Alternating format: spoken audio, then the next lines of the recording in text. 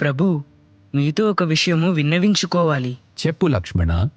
రామచంద్ర, రాజ్యాభిషేకం తరువాత తమని వదలలేక ఎన్నో వానరాలు ఇంకా 6 నెలలు ఇక్కడే ఉండిపోవాలని నిశ్చయించుకున్నాయట. చాలా సంతోషం లక్ష్మణ.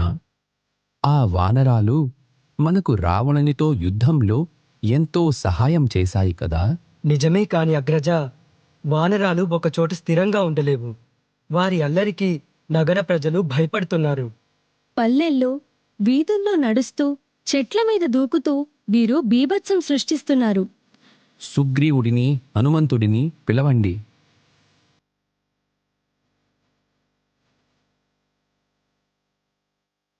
సుగ్రీవా, నీ వానరసేనల అల్లడికి అయోధ్య భయపడుతోందని సోదరుల వర్తమానం.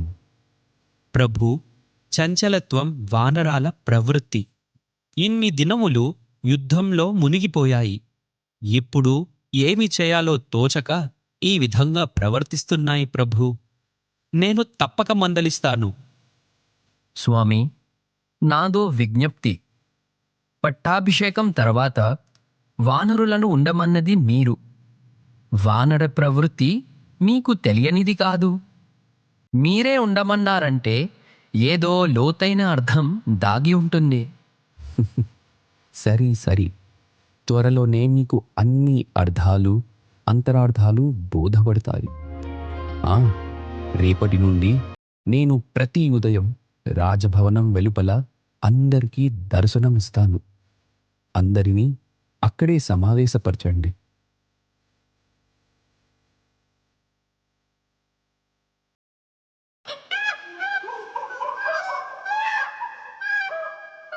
సోదరా, రాముడు ఈరోజు నాతో మాట్లాడుతాడంటావా?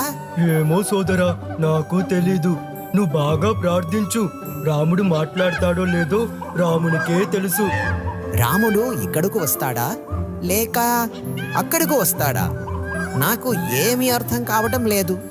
రాముడు అక్కడికి నిన్న వచ్చాడు, ఇప్పుడు ఇక్కడికే రావచ్చు. సోదరులారా, మాట్లాడకండి. దర్శన సమయంలో ఎవరు నిశ్శబ్దంగా కూర్చొని రాముడు కొరకు వేచి చూస్తారో రాముడు వారి దగ్గరికే వస్తాడు, వారితోనే మాట్లాడతాడు. అవునవును, అందరం నిశ్శబ్దంగా ఉందాం. రామునికి కొరకు ధ్యానం చేద్దాం.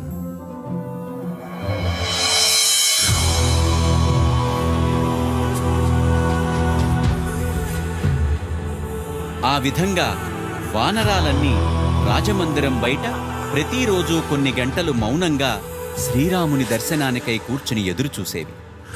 మెల్లమెల్లగా రోజులు వారాలు, వారాలు నెలలు అయ్యాయి. 3 నెలలు గడిచిన తరువాత ఒకనాడు, నా సేనలో ఎంత మార్పు! నేను నమ్మలేకపోతున్నాను. అది రామదర్శనం మహిమ సుగ్రీవా. నిలకడలేని ఈ వానరాలు ఋషులతో సమానంగా కూర్చుని రాముని కొరకు తప్పిస్తున్నాయంటే అది నిజంగా రాముని దయనే. ఏమి సుగ్రీవా, నీ వానరాలలో మార్పుని గమనిస్తున్నావా? మీ దయ రామచంద్ర. అవును ప్రభు, భగవంతుని కొరకు వేచి చూడటం ఒక తపస్సు అన్న ఎరుక కలుగుచున్నది. రోజూ నిశ్శబ్దంగా కూర్చొని తమ దర్శనం కొరకు ఎదురుచూసిన ఈ వానరాలు నేడు ఋషులతో సమానంగా స్థిరత్వాన్ని ప్రదర్శిస్తున్నాయి.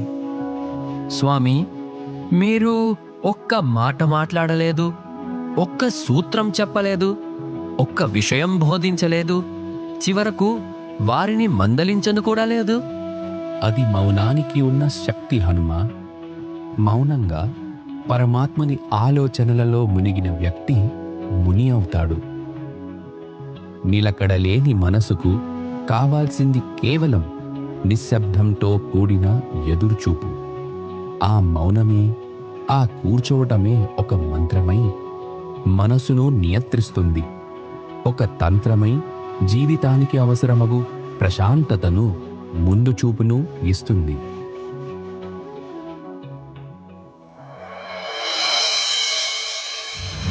వానర సోదరులారా, పుంగవులారా, శ్రీరామచంద్ర ప్రభు దర్శన భాగ్యాన్ని పొందండి.